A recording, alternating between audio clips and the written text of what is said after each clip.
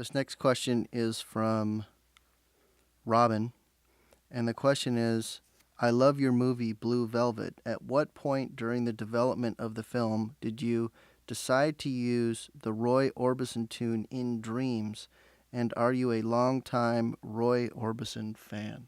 Robin, I think from Florida, asks about the song In Dreams in Blue Velvet. At what point did I decide to use it? And was I then and am I now a longtime fan of Roy Orbison? And answer that first. I loved Roy Orbison from the first time I heard his music, and kind of grew up, with Roy Orbison. And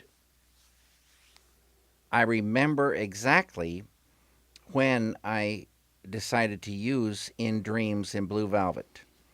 It started that I was riding in a cab with Kyle MacLachlan through Central Park, and on the cab radio came Crying by Roy Orbison. And I thought, wow, that is going to, I got to get, that could go in Blue Velvet.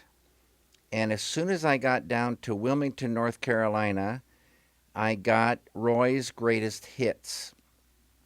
And I listened to Crying, and I listened to some more cuts, and then I heard In Dreams, and everything stopped, and I said, this song, if ever there was a song that fit into this film, it's this one, In Dreams. And that started a whole thing going that grew out of that song.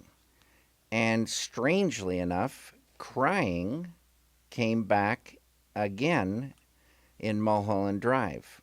So, and I got the great pleasure of meeting Roy Orbison after Blue Velvet. And if we're telling stories, that song In Dreams meant a huge amount to Roy, the lyrics and that song. And when he first saw Blue Velvet, he hated it. And so some time passed, and his friends said, Roy, you should listen you should see that film again and see if you could appreciate it, in a different light as well as the light that you love. And Roy, it's the kind of guy he was. He went and saw it again, and he saw it differently and really loved it. And so meeting Roy Orbison was really a thrill because he's such a gracious, kind, just the kind of a really great soul. And everybody loved Roy Orbison. And he was, we were in a recording studio, and we were redoing, that's another long story, but anyway, he was re-recording In Dreams. And so at around 5:30 or so, I kind of whispered to the engineer if there was a room I could go to and be private. And because I was going to go meditate.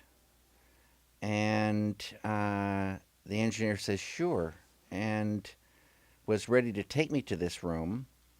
And Barbara Orbison came over to me and she said, what are you doing? And I said, well, I'm going to go do my meditation.